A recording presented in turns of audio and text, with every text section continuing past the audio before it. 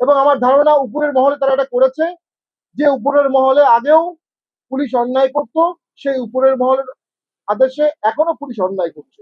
আমি পুলিশকে কোনো দোষারোপ করবো না, তারা চাকরি করে, উপর থেকে যে আদেশ আসে সেই আদেশ তারা পালন করে। আসলে আজকে আমাদের একটি কর্মী সমাবেশ ছিল, একটি শান্তিপূর্ণ কর্মী সমাবেশ।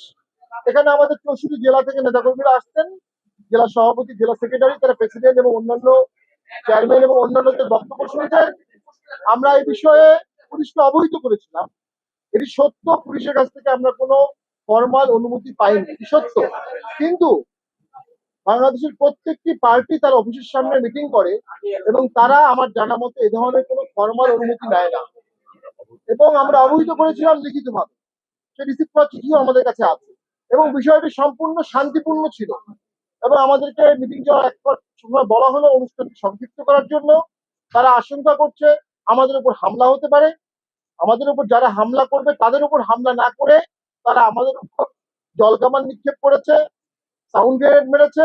সম্পূর্ণ শান্তিপূর্ণ একটি প্রোগ্রামে পুলিশের অতিরিক্ত শক্তি প্রয়োগ, এখানে অসংখ্য মানুষ ছিল, স্ট্যাম্পিড হতে পারত, পদদলিত হতে পারত।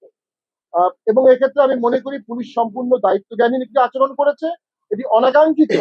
আমরা সবসময় আইন শৃঙ্খলা বাহিনীকে সর্বদাই সহযোগিতা করেছি, এখনো করছি, সামনেও করব। কিন্তু একটি রাজনৈতিক দল তার শান্তিপূর্ণ প্রোগ্রাম তার অফিসের সামনে করতে যাবে এবং পুলিশ সেখানে বাধা দিবে, এটা নব্য ফ্যাসিবাদের একটি আবির্ভাব হচ্ছে। আমি মনে করি এই ধরনের দায়িত্বজ্ঞানহীন আচরণ রাজনীতির জন্য অশনি সংকেত। সরকার আর কিছুদিন পরে ভোট করতে যাচ্ছে, 12ই ফেব্রুয়ারি ভোটের একটি দিন ঘোষণা করেছে। আমরা তো মনে করি যে দেশে আজকের দিনে যে ঘটনা ঘটলো, এর মানে সরকার বা কেউ ভোটে সদিচ্ছা আছে এমনটি আমার মনে হচ্ছে না।